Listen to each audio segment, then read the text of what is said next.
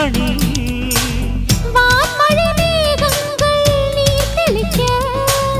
வாடிய தேகங்கள் சேர்ந்திருக்க வாலிபராகங்கள் நான் படிக்க நூலிடை தாழாமல் நீ துடிக்க சின்ன பூவை தேன் நிலாவை தொட்டு விளையாட ஆனந்தம் கூடாதோ பாண்டியனின் ராஜ்யத்தில் புயலால வேண்டி நின்ற பைங்கிளிக்கு புயலால கையில் தந்தே கல்யாண மாலை மையல் கொண்டே நான் இந்த வேளை